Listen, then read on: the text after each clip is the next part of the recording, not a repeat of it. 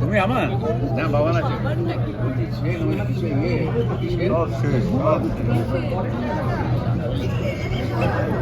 দিদি আমরা এবার যাই, আমরা এবার যাই, এই তো এলি শুরু করি, এবার শুরু করি। Tata bye.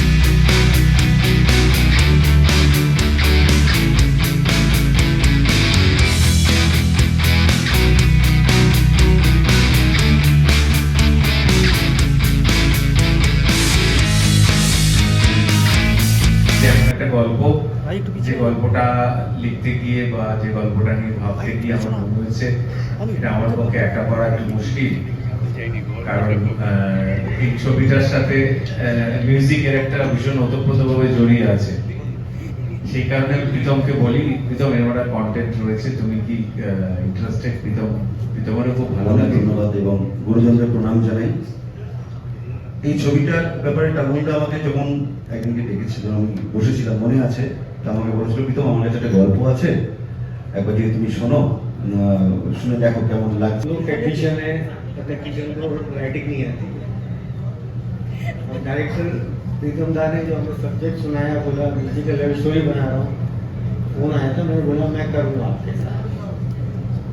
तो स्टोरी सुनी मैंने, दादा की स्टोरी लिखी भी है, नाम तो सबको भूल जाता हूँ और बंगला है, मगर ये अच्छी स्टोरी बहुत अच्छी है, और जो टाइम पे शूट कर रहे हैं वो लुक ही अलग है। थैंक यू दादा का, मेरे प्रीतम दा का सबका शुक्रिया।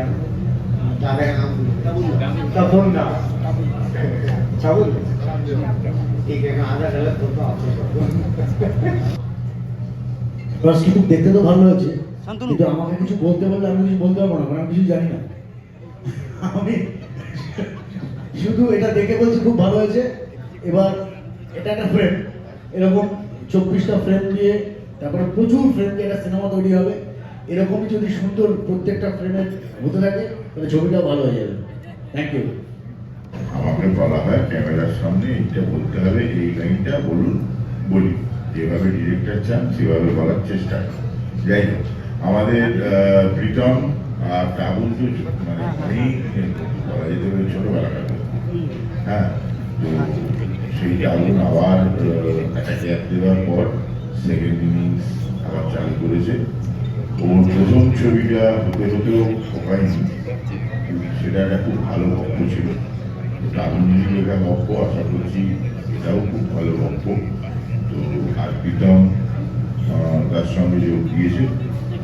প্রীতমের আগের কাজটায় যেহেতু ছিলাম, সেহেতু একটা কনফিডেন্স তৈরি হয়েছে প্রীতমের উপর, খুব ভালো কাজ করে। সত্যি পার্থদা যেটা বললো, আমি একদম অ্যাবসেন্ট এখন, আমি মুভিটার ব্যাপারে এখনো জানি না, কিন্তু প্রীতম দা আমার দাদা হয়, জাস্ট বলেছে মধু তোকে একটা খুব তো ভালো কাজ হিসাবে ভেবেছি, আর যেটা স্টোরিটা লাভ স্টোরি, তো এটা লাভ স্টোরি রিলেটেড, তোর জন্য একটা খুব ভালো কাজ মানে ভাবা হয়েছে, এবং তোকে দেখলে দেখ মানে ওরকম একটা ভাবনা এসছে। তো ব্যাস ওইটা শুনে আমার আজকে আসা।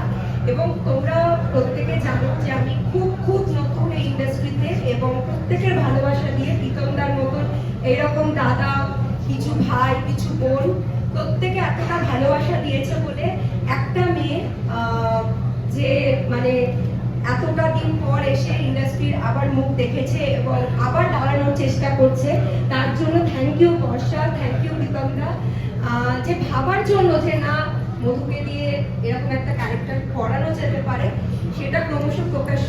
আর আশা করি সাইয়ারা দেখার পর বাংলাতে যখন এই মুভিটা দেখবে এর থেকে 5 গুণ বেশি ইমোশনাল হয়ে বেরোবে মানুষ, এইগুলো বলছি। Thank you. দেখো, প্রথম কথা হচ্ছে সিনেমা ভালোবাসি বা হলে দেখি বা বন্ধু বান্ধব মার্কেট করে মহব্বতের ব্যবসা এসব দেখেছিলাম, মানে সিনেমা প্রেমিছিলাম তো বড় মিউজিক নিয়েই তো সিনেমা, মানে একটা আমরা কি মনে করি ছবির প্রয়োজনে গান, গানের প্রয়োজনে ছবি নয়, ছবির প্রয়োজন যেরকম গান, সেই জায়গা থেকে যখন মিউজিকটা হয়েছে আমরা জানিটা মিউজিকেরই ছিল, আমি সিঙ্গারও ছিলাম, লিরিক আমার পড়া। কিন্তু একটা সময় আমি অ্যাসিস্ট করেছি, আমি চ্যানেল এটাও কিন্তু প্রচুর অ্যাসিস্ট করেছি, রাজীবদার হাত ধরে অ্যাসিস্ট করেছি, তখন থেকে না আমার মেকিংটার প্রতি একটা ভালোবাসা ছিল। বাট মিউজিকটা আমার প্রথম সত্তা, সেটা নিয়ে কাজ করেছি, যখন সুযোগ হয়েছে সে জায়গায় দিতে করেছি, এখনও ফ্লোরে আছে ছবিটা, শরণাকে নিয়ে করছি। এখন দাদার সঙ্গে একসঙ্গে জয়েন্টলি এই ছবিটা মানে লোভ সামলাতে পারিনি, এমন সুন্দর একটা স্টোরি, এবং সবচেয়ে বড় কথা যে স্কোপ মিউজিক্যাল হয় না, সব ছবি থেকে মিউজিক্যাল স্কোপ হয় না। আমি হয়তো মিউজিক ডিরেকশন করেছি, একটা মানুষ করেছে গল্প হয় যে গান করে দিয়েছি, উনি যেরকম টাইপের চেয়েছে করে দিয়েছি, কিন্তু আমার যে স্কোপ যে আমার যে ভালো লাগে সেটা সেই লিবার্টিটা আছে, সেই জন্য আরও আমার স্পেশাল। এবং এই ছবির গান যেরকম তোমরা ভাবে বা শুনতে হবে, আশা করবো তোমাদের মন একদম তো মিউজিক্যাল লোক, ওর করা প্রচুর কাজ আছে। ও এবার ছবি ডিরেক্ট করছে, আগেও একটা করেছে, সেটা প্রায় কমপ্লিট হয়ে গেছে। সেটা ছিল একদম ওর জনারের উল্টো দিকে স্পোর্টস ছবি, ফুটবল। এবারে ও করছে একটা মিউজিক্যাল লোক, মিউজিক নিয়ে করছে। সো এবং সেখানে গান একটা বড় পার্ট থাকবেই, অবশ্যই থাকবে, এবং থাকলে তো ভালো তো হবেই। আমাদের বাংলা ছবিতে গান আমাদের একটা মানে আমাদের তোমাদের যারা যে বয়সী আছো, তোমাদের আগের জেনারেশন মানে বাপ দাদাদের জেনারেশন এই গানেই সিনেমার গানেই বুঝেছি আমি বাঙালি। তো সেরকম আবার যদি আরেকটা ফিরে আসে তাহলে বড় ভালো লাগে। বর্ষা থাকবে, এর আগের ছবিটা প্রীতমের সঙ্গে আমি করেছি, ভালো, বেশ ভালো কাজ করে। তো আশা করবো এটাও ভালো একটা কাজ হবে। যখন তুমি প্রথমে স্ক্রিপ্টটা দেখবে তখন তোমার কি ফিল হলো? এমনি স্ক্রিপ্ট তো অনেক সময় একরকম হয়, কাজ করতে গিয়ে আরেক রকম হয়। এই ছবিটার প্রথম ভরসা হচ্ছে আমাদের দীর্ঘদিনের বন্ধু টাবুনের গল্প, এবং দীর্ঘদিনের বন্ধু টাবুনও তো দীর্ঘদিন হলো আমাদের ইন্ডাস্ট্রিতে আছে। ও জানে ছবিটাও দীর্ঘদিন ধরে কাজ করেছে, ছবির সঙ্গে আছে, ন্যাচারালি সেভাবেই ভেবেছে, এবং স্ক্রিপ্টও ঠিকঠাক আছে। এবার দেখা যাক এন্ড প্রোডাক্টটা সবার ভালো লাগে। শুটিংটা শুরু হয়নি, এক্সপিরিয়েন্স বলতে এখনও কিছু গ্যাদার করা হয়নি, বাট আশা করি করবো, বিকজ এটা একটা কমপ্লিটলি ডিফারেন্ট জনার। বাংলা ছবিতে এরকম একটা মিউজিক্যাল জার্নি নিয়ে ছবি জেনারেলি খুব কম হয়, এটা হয়নি বলতে পারি। বলিউডে আমরা অনেক দেখেছি মিউজিক্যাল স্টোরি, সুন্দর একটা মিষ্টি লাভ স্টোরি রয়েছে, তার মধ্যে একটা খুব খুব মানে হার্ট টাচিং একটা ক্লাইম্যাক্স রয়েছে, যেটা আমার বিশ্বাস আর কি যে মানুষ যখন সিনেমাটা দেখে বেরোবে কিছু একটা নিয়ে বেরোবে। গ্যাপটা ফুলফিল করতে পারি একমাত্র আমরাই, এটুকু আমি বলতে পারি, বিকজ আমরা নতুন জেনারেশন, এখন আমাদের হাতে অনেকটা রেসপন্সিবিলিটি রয়েছে। আমরাই হলাম প্রাউড করে আমাদের দেখতে আসবে, বিকজ আমরা কিছু করতে পারবো, তাহলেই এটা আমাদের দায়িত্ব করা, এটা আমাদের রেসপন্সিবিলিটি, এটা আমাদের দায়িত্ব করাটা। এবং সব থেকে বড় কথা বাংলার অডিয়েন্সকে আবার টেনে আনা হলে এটাও আমাদের দায়িত্ব। ঠিক আছে, যেমন গ্রামের যে হলগুলো এখন অনেক বন্ধ হয়ে গেছে, তো সেইগুলো খোলা এবং সেখানে যেন আবার আগের মতো মানুষ আসে, সেটা আমাদের। এত গণী মানুষদের ঘিরে তোমরা নতুন কাজ করছো, কেমন লাগছে? ভীষণ ভালো লাগছে, এবং সব থেকে বড় কথা আমাদের এত সাপোর্ট করে ওরা, আর এত ট্রাস্ট করে, এত ট্রাস্ট করে, এবং সবসময় আনন্দ করে হেসে বুঝিয়ে সব কিছু। তো এটা তো একটা অনেক বড় পাওয়া। বকুনিও তো পড়ে, হ্যাঁ বকুনিও তো পড়ে। বকুনি পড়েনি আমাদের, না রাদার করলে মনে হয় আমার ভালো। হ্যাঁ, বাট পড়েনি, আমরা একদম বকুনি খাইনি এখনো। সিনেমার মাধ্যমে দর্শকদের কি মেসেজ দিতে চাইছো? সিনেমার মাধ্যমে মেসেজ বলতে এখন সিনেমাটা নিয়ে আমরা কিছু বলতে পারবো না, ঠিক আছে, সেটা আমরা পরে আস্তে আস্তে বলবো। দর্শকদের মেসেজ এটা দিতে চাই যে বাংলা সিনেমা সবাই দেখুন, এবং এটা একদম অন্যরকম একটা গল্প, এবং ভালো ভালো কাজটা তো আশা করি সবাই ভালো লাগবে। Thank you. ভালো, দারুণ। আমি খুব এক্সাইটেড যারা ভালো ছবি হতে চলেছে এবং যে টিমটা করছে সেই টিমটা খুব ঘরের মতন, বন্ধুর মতন, ফলে একটা কমফোর্ট জোন থেকে যায়, সেটা আরও বেশি ভালো লাগাচ্ছে। নতুন মুখও তো এখানে কাজ করছে। হ্যাঁ, অবভিয়াসলি করা উচিত। যত নতুন মুখ আসবে ততই বড় হবে ইন্ডাস্ট্রি। একই লোক যদি প্রচুর কাজ তো করতে পারে না, তাহলে কাজ যদি বাড়ে, তখন নতুন লোকের চাহিদাও বাড়বে, নতুন এলে করে সেটা একটা বড় হয়, ইন্ডাস্ট্রিটা বড় হয়। তোমার চরিত্রের সম্পর্কে কিছু বলতে পারি? না, এই মুহূর্তে চলছে কিছু বলবো না। ডিরেক্টর যদি বলে তাহলেই হবে। ডিরেক্টর বলার পর থেকে যতবার প্রশ্ন করবে আমি বলবো। কি পজিটিভ নাকি নেগেটিভ? কিচ্ছু জানি না, আমি এখন কিছু জানি না। আচ্ছা, ঠিক আছে। অভিনেতা হিসেবে করতে চলেছে, সুন্দর। আচ্ছা, তোমাকে তো এর আগে আমরা ধরো মানে কমেডি ক্যারেক্টারেও দেখেছি, আবার নেগেটিভ শেডসেও দেখেছি, নর্মাল ক্যারেক্টারেও দেখেছি। এই এতগুলো ক্যারেক্টারের মধ্যে তোমার কোনটা সব থেকে বেশি পছন্দের? অভিনেতার কোনো পছন্দ হয় না। অভিনেতার এমন জিনিস, তাকে যে জিনিসটা দেবে সেটা ভালো করে যদি মানুষের পছন্দ হয় তাহলে আমার সেটা সাকসেস, সেটাই আমার সাকসেস, সাফল্য আমার সেখানে। ফলে আমি নিজের আমার পছন্দ নেই, আমার কোনোই পছন্দ নেই। আমাকে তুমি জলের মধ্যে রাখতে পারো, আমাকে তুমি তেলের মধ্যে রাখতে পারো, যেখানে ইচ্ছা রাখতে পারো। আমি যদি জলে গিয়ে জলের আকার ধারণ করতে পারি তাহলে আমার মানে আমি পারলাম, আর যদি তেলের আকার ধারণ করতে পারি তাহলে পারলাম। সুতরাং আমার নিজস্ব কোনো চয়েস নেই, আমাকে যেটা দেবে সেটা করবে। Thank you. আমার সাথে সেরকম কথা হয়নি। অ্যাকচুয়ালি এরকম আমার একটু বিশ্বাসযোগ্য নাম হয়ে গেছে। প্রীতমিককে আমি বহুদিন ধরে চিনি, ওদের সাথে আমি একটা ছবি করছি বর্তমানে। সেই ছবিটা শেষ হয়নি। এই রজত রয়েছে, রজতকেও আমার ভালো লেগেছে খুব, এবং প্রীতমের স্ত্রীও আমাদের সাথে ছবি রয়েছে, প্রোডাকশন। আমি চাই ও ভালো কাজ করুক এবং সমস্যাহীন কাজ করুক, যাতে আমরা আবার এক জায়গায় হই। ও ছবির গল্প আমাকে বলবে, ও বলেছে জানুয়ারি মাস ধরে তুমি এগো। জানুয়ারি মাসে আমার অন্য ছবিও আছে, ভগবান দাসও আছে, আমি এগোবো, করব।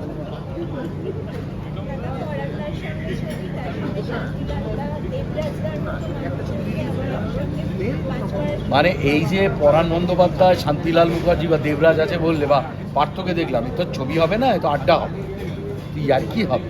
তার মাঝখানে আমরা প্রত্যেকেই ভালো পারফর্ম করব। যেরকম এরা আউটডোরে নিয়ে গেছিলো আমাদের একটা বিশাল টিমকে, বিশ্বজিৎ চক্রবর্তী ছিল, সুমন্ত মুখোপাধ্যায় ছিল, মন্টুদা ছিল, তো আমরা কাজও ভালো হয়েছে, আনন্দও খুব ভালো।